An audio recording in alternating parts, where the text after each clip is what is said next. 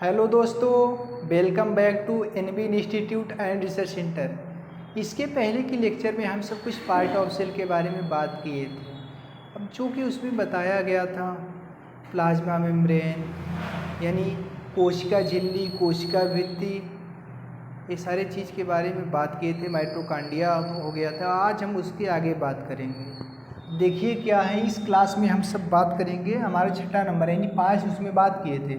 छठा क्या हो जाएगा? तारकाय। देखिए तारकाय जो है ये होता क्या चीज़ है। इसको अंग्रेजी में सेंट्रियोसोम कहते हैं। इसको अंग्रेजी में सेंट्रियोसोम कहते हैं।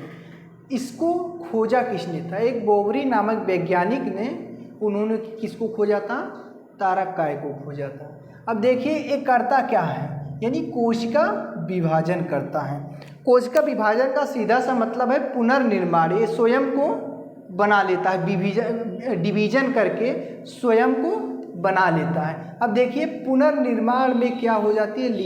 लीवर हमारा है ना, एक बार खराब हो जाए तो फिर वहाँ सेल जो है पुनर्निर्माण कर ले जाएंगे।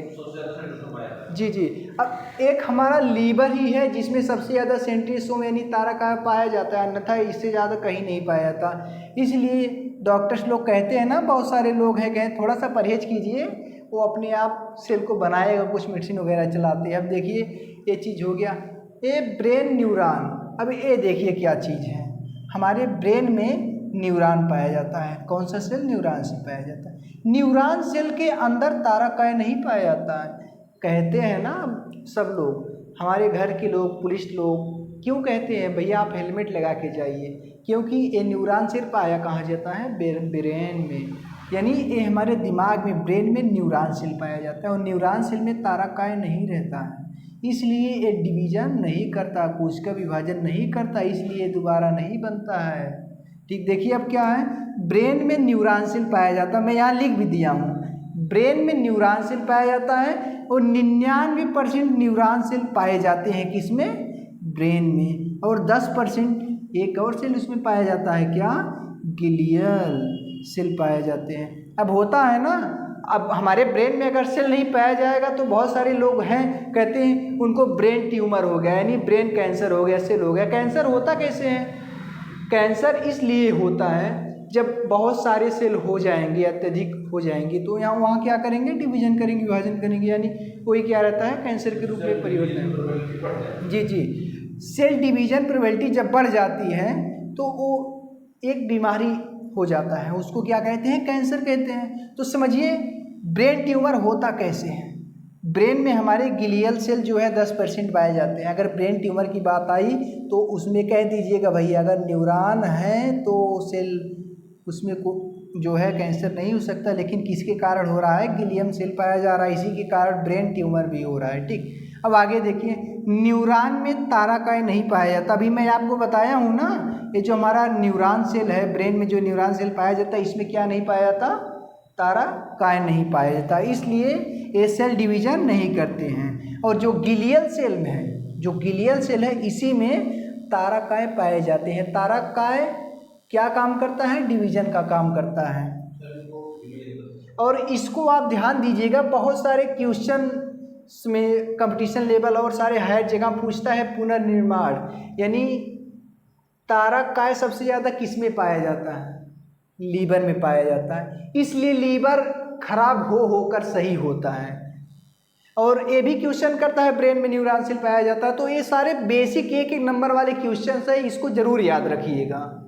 अब हमारा नेक्स्ट देखिए क्या है, अंतःप्रद्रवी जालिका। इसको अंग्रेजी में एंडोप्लाज्मिक रेटिकुलम कहेंगे।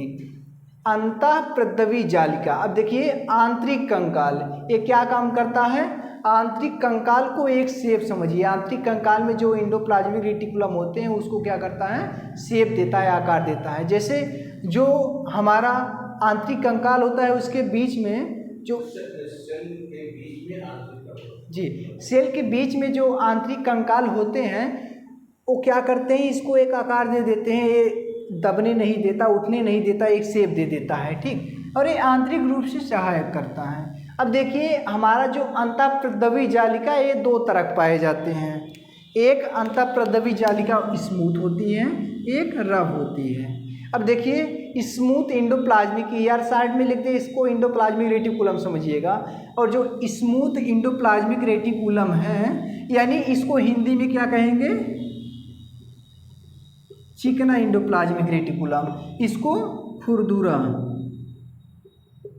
खुरदुरा कहेंगे। ठीक, अब हमारा जो स्मूथ यानी चिकना अंतःप्रद्रवी जालिका है ये वसा और लिपिड को बनाता है। किसको बनाता है, वसा और लिपिड को बनाता है। और जो रफ इंडोप्लाज्मिक रेटिकुलम है, खुरदरा इंडोप्लाज्मिक रेटिकुलम, ये प्रोटीन को बनाता है।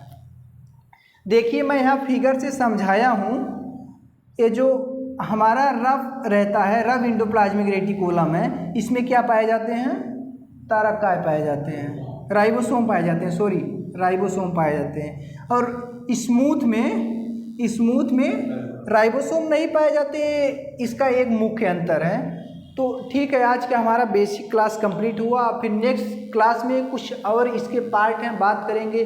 उसके बाद इसको गहराई से ले जाएंगे, सेल का परिभाषा, उसके खोज, उससे होता क्या चीज़ है। चलिए ठीक है, आज का हमारा लेक्चर कंप्लीट हुआ। Thank you.